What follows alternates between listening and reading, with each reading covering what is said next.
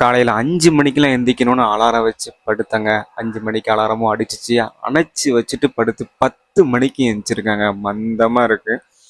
சரி ஓகே அப்படின்ட்டு கிச்சனுக்குள்ளே போனால் ஒரு சைடு தோசை, ரைட் சைடு பார்த்தீங்கன்னா சிக்கனு. நம்ம இந்த 2 ஐட்டத்தையுமே தள்ளி வச்சுட்டு செவ்வாழை ஜூஸ் தாங்க குடிக்க போகிறோம்.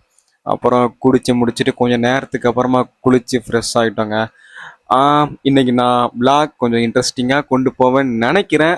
அதனால வீடியோவை ஸ்கிப் பண்ணாமல் தொடர்ந்து ஃபுல்லாக பாருங்கள். உங்களோட நிறை குறைகளை கமெண்டில் சொல்லுங்கள். அப்புறம் நம்மளும் அப்படி சாப்பிட ஆரம்பிச்சிட்டோங்க. சாப்பாடு பார்த்தீங்கன்னா தண்ணி ஊற்றி சோறு, தொட்டு கூட சிக்கனுங்க. நம்மளும் அப்படி சாப்பிட்டுட்டு டிவியை பார்த்தா சின்சன் ஓடுது.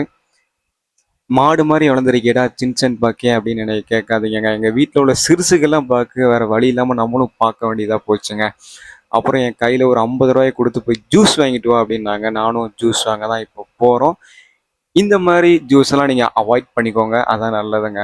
நம்மளும் அப்படி வாங்கிட்டு வீட்டுக்கு வந்துட்டோம். கொஞ்சம் நேரத்துக்கு அப்புறம் அசர் தொழுகைக்கு டைம் ஆயிட்டுங்க. அதனால பள்ளிவாசல் வந்து தொழுதுட்டு ப்ரேயரிங்க முடிச்சுட்டு கொஞ்சம் நேரத்துக்கு அப்புறமா இப்போ நம்ம எங்கே போய்கிட்டு இருக்கிறோம்னு பார்த்தீங்கன்னா ஒரு லேண்ட் வீடியோ எடுக்க தாங்க போகிறோம். நம்ம திருநெல்வேலி சிட்டிக்குள்ள ஒரு சூப்பரான இடம் தாங்க இது. இந்த இடத்த பற்றின டீட்டெயில்ஸ் வீடியோ எல்லாமே நாளைக்கு 6 to 6:30 PM நம்ம சேனலில் அப்லோட் பண்ணிடுவோம், பார்த்துக்கோங்க.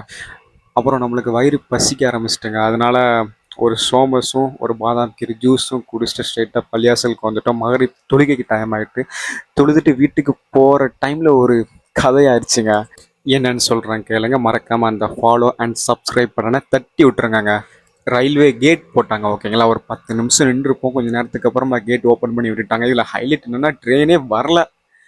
இதுக்கு பருத்தி மூட்டை குடோன்லேயே இருந்திருக்கலாமே, அந்த மாதிரி தான் இருந்துச்சு. 2 சைடு நிற்கிறவங்களும் டென்ஷன் ஆகிட்டாங்க. சரி பாவம் ரயில்வே சைடு என்ன பிரச்சனை நம்மளுக்கு தெரிலங்க.